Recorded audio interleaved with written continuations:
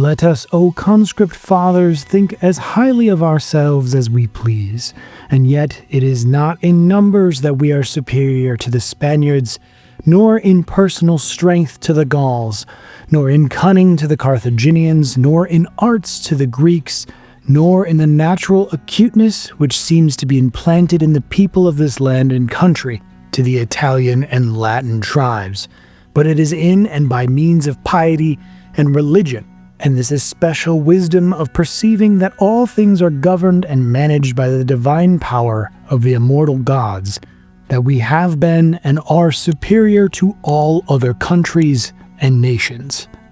Marcus Tullius Cicero on the responses of the haruspices. What do we actually know about the religion of ancient Rome? Many people assume it was just a copy of Greek religion, the same gods only with different names. Jupiter is Zeus, Neptune is Poseidon, Juno is Hera, and so on. But that's a big misconception. Venus wasn't just another Aphrodite, and Mars was much more than the Roman version of Ares. In this video, we'll take a closer look at what Roman religion really was, and how it differed from that of the Greeks. Early Roman religion developed from the beliefs of the Italic tribes who lived in the Tiber Valley. Their worldview was shaped by three main ideas: animism, totemism, and fetishism. Animism was the belief that nature itself was alive with spirit. In the earliest Italic traditions, gods didn't look like humans. Jupiter was the sky itself, Vulcan embodied fire, Ceres represented the grain, and Mars was symbolized by a spear. Totemism revolved around the worship of an animal ancestor. Almost every Italic tribe had its own sacred animal. The Herpini and the Lucanians honored the wolf, the Picentes, the woodpecker, and the Pentri and the Claudini, the bull and the boar. The famous image of the Capitoline she-wolf nursing Romulus and Remus is another echo of these ancient totemic beliefs. Fetishism was the belief that certain objects held spiritual power and formed a magical link between people and things. One of the clearest traces of fetishism in Roman religion was the idea of the pledges of Rome's eternity. 7 sacred objects whose preservation was believed to ensure the safety of the state. The needle of the Mother of the Gods kept in Cybele's temple, the quadriga from Veii, the ashes of Orestes, the scepter of Priam, the veil of his daughter Eleone, the palladium of Troy, a wooden statue of Minerva, and the ancile, the sacred shield of Mars. Roman religion was also deeply influenced by the faiths of the Etruscans and the Greeks. That's hardly surprising. Just look at the map. Rome lay right between two powerful cultures, with the Etruscans to the north and the Greeks to the south. Both traded extensively, and Rome stood at the crossroads of their roots. The Etruscans even ruled the city for a time during the Age of Kings. Many of their deities found their way into the Roman pantheon. For example, the Roman Neptune, Juno, and Minerva were derived from the Etruscan Netunes, Uni, and Minerva. The gods of the early Italic peoples had been abstract forces, not human-like figures. It was the Etruscans who gave them faces and bodies.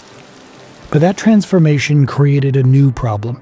If Jupiter was no longer the sky itself, but a bearded man sitting on a cloud and hurling thunderbolts, then who was he, really? Where did he come from? Who were his parents, his siblings, his children? The Italic tribes had no stories like that. After all, how could a lightning bolt have a family tree? That's where the Greeks stepped in, filling in the blanks with their rich mythology. They essentially explained the Roman gods to the Romans. Look, these are Jupiter, Neptune, and Vulcan. They're brothers. Their parents are Saturn and Rhea. Jupiter has children, and so on. But that raises an interesting question. How did the Italic gods line up so conveniently with the Greek ones that their myths could be matched almost perfectly? In truth, the overlap between Roman and Greek gods was anything but perfect. The connections were often loosely made, based more on shared traits than shared origins. For example, among the Italic peoples, Venus was originally a goddess of gardens and fertility. Under Greek influence, she transformed into the goddess of love, taking on the qualities of Aphrodite. Jupiter began as a sky god, not a thunder-wielding ruler. But once he was equated with Zeus, he became the father of the gods and the master of lightning. Vulcan, who had been the god of fire and volcanic forces, later absorbed the characteristics of Hephaestus, the divine smith. Even where there were parallels, many Roman gods had no Greek equivalents. One of early Rome's most important deities, Quirinus, was a war god like Mars, yet the Greeks had no counterpart for him. There was also Janus, the two-faced god of beginnings and transitions, Pomona, the goddess of abundance, and her husband Vertumnus, god of the changing seasons, Terminus, the guardian of boundaries, and Mephitis, goddess of noxious vapors and hot springs, just to name a few. Likewise, the Greek pantheon included many figures with no Roman match, such as Morpheus, the god of dreams, Kratos, the spirit of strength, and no, not that Kratos, and Astraea, the goddess of justice. While the Romans borrowed Greek myths and adapted their gods accordingly, the meaning and purpose of those gods often diverged greatly. Greek religion celebrated art, beauty, and the emotional complexity of human life. Roman religion, on the other hand, was rooted in duty, order, and power, reflecting the values of Roman society itself. Take war, for example. The Greeks were no strangers to battle, but their wars were rarely as expansionist or as organized as Rome's. Their culture was not nearly as militarized, and so Ares, the Greek god of war, remained a relatively minor figure. If you've read the popular retellings of Greek mythology, you can probably recall a few stories about him. In Rome, however, Mars was one of the supreme gods, alongside Venus, both as the divine ancestor and protector of the Roman people. Other martial deities like Quirinus and Bellona were also held in high esteem. Even gods far removed from warfare could take on military aspects, such as Venus Victrix, Venus the Victorious. To the Romans, the world was teeming with divine forces and invisible spirits. Gods and lesser beings inhabited rivers, lakes, and springs, forests, and swamps. Every part of nature was alive with sacred presence. Among this vast host of divine entities, the most important were Lares and Genii. There were many kinds of Lares, including those who protected the entire Roman people, but the most familiar were the household Lares, guardians of a single home and family. Every person also had a genius, a personal spirit serving as their divine protector. Each Roman home contained a lararium, a small household shrine displaying a figurine of the family's genius, flanked by two Lares holding cornucopias, symbols of abundance and prosperity. Another unique feature of Roman religion was the worship of abstract divine virtues, ideas such as valor, harmony, fidelity, modesty, and discipline.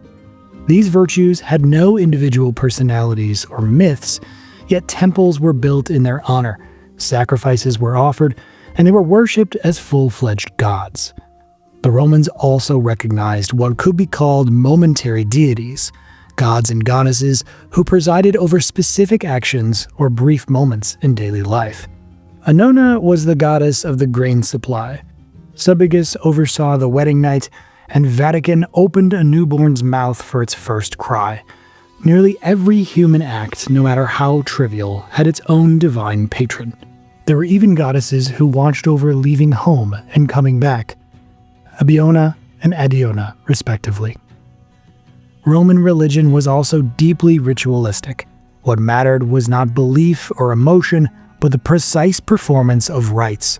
Every word, gesture, and offering had to be executed exactly right. If a single detail went wrong, the ceremony was void and had to be repeated until it was flawless. Only through perfect ritual could one hope to secure the god's favor. A vivid example of this mindset can be found in the legend of the first dancer. Once, a deadly plague struck Rome, and no one could understand what had angered the gods. Then a plebeian named Latinius had a dream in which Jupiter appeared to him and said, "I am displeased with the first dancer." Latinius didn't know what the god meant and kept it to himself. Jupiter appeared again, this time with a warning of punishment, yet Latinius still remained silent. The next day, his son died of the plague, and soon after, Latinius himself fell gravely ill. Desperate, he called his family together and asked them to carry him on a stretcher to the Senate. There he told his story, and the senators began to ponder the meaning of Jupiter's words. Someone remembered that not long before, there had been a grand procession in Jupiter's honor. At that very moment, a patrician had ordered one of his slaves to be executed, having the man whipped as he was led to his death. By coincidence, the condemned slave ended up walking ahead of the sacred procession. The meaning was now clear.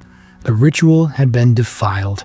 The ceremony was repeated properly, and according to legend, the plague immediately ceased. Unlike the Greeks, the Romans placed great emphasis on divination and prophecy, a practice they inherited from the Etruscans. There were many forms of divination in Rome, but the two most important were haruspicy and auspicy. Haruspicy was the art of interpreting the will of the gods by examining the entrails of sacrificial animals. It was considered the most precise method and was performed by specially trained priests known as haruspices.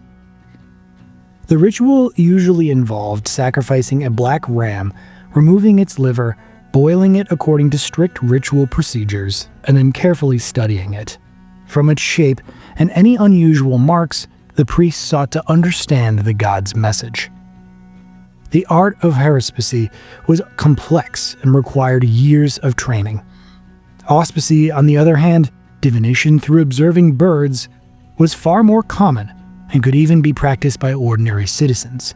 Trained priests, known as augurs, from which the word inauguration comes, performed official auspices on behalf of the state, but any plebeian could observe birds privately for personal matters.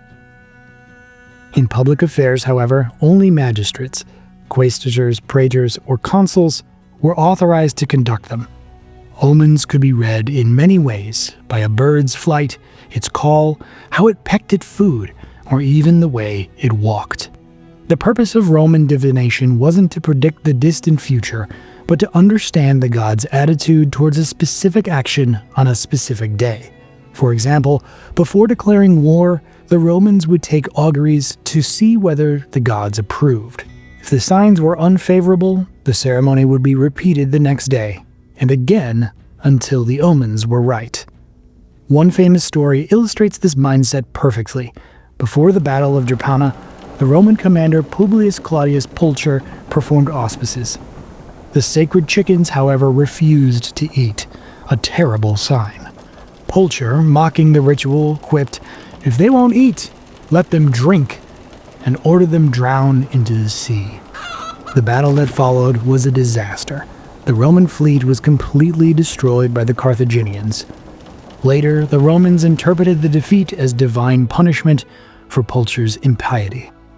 It is also important to note that priests in ancient Rome didn't form a separate caste.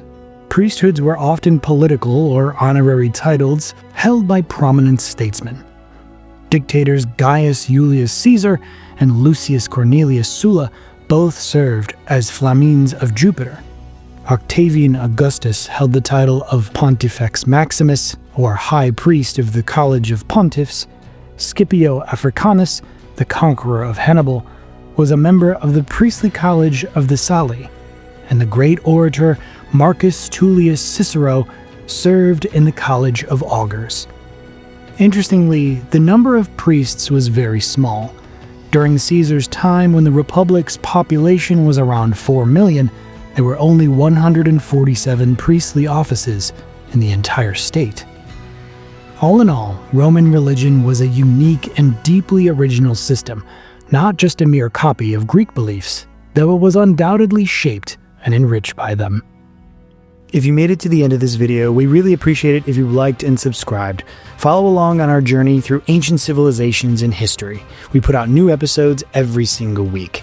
If you'd like to support the channel, join our Patreon or become a YouTube channel member. You get early access to new episodes, behind-the-scenes looks, and more. You can also leave a super thanks below to give us a little extra boost. If you want to listen to history on the go, check out our all-new podcast, Parabellum History. You can find it on all major podcast platforms. Thanks again for tuning in, and we hope to see you next time.